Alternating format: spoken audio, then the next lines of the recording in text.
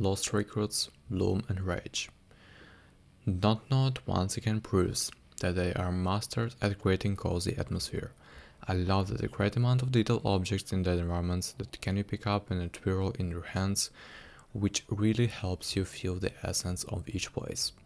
I also like that the game encourages you to film things and people in the environments with the camera, further immersing you in both the world and the story.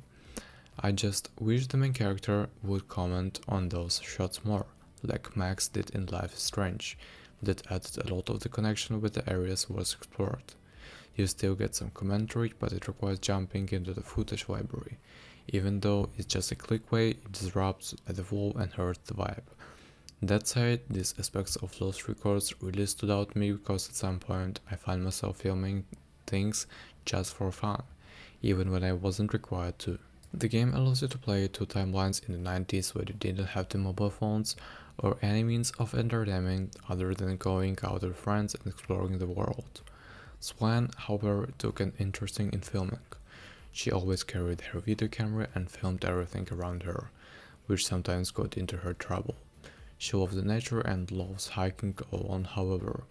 When she meets the girls, she encourages them to hike with her, and they discover an abandoned shack, which clearly from the episode indicates their life will change because of what they discover inside. After all, visually the game feels more cinematic than anything Dontnod has made so far. The lighting, the stylized yet believable environment details, and the character designs all look beautiful. There isn't much freedom in the moment since the explorable areas are quite limited, but in return they're packed with much more detail compared to any Life is Strange game. However, I don't know how the main character and her companions continuously urge you to move forward while exploring. After hearing it a few times within just a couple of minutes, it becomes extremely annoying.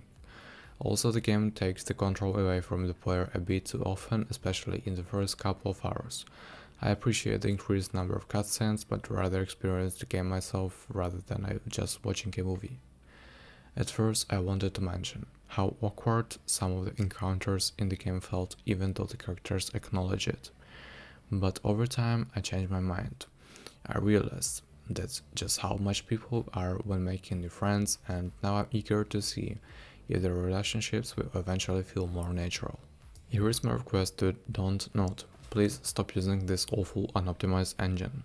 It keeps ruining the code games, and it's very sad to see. Not only that, but you're getting the people with high-end PCs.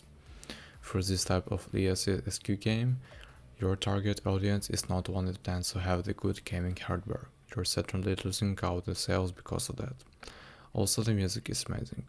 Dontnod never disappoints. They always pick incredible tracks that perfectly support the atmosphere of their games.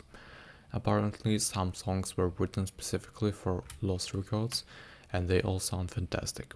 I can't stop listening to them. So, pros.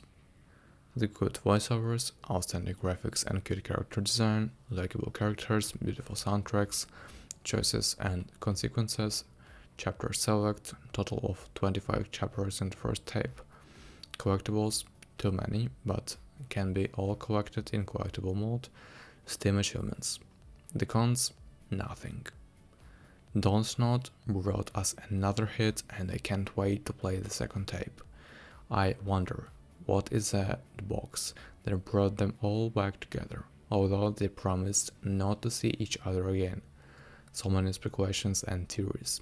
I'll be updating this review when the second chapter will be released. I highly recommend this game if you enjoy slow-paced ones. Thank you guys.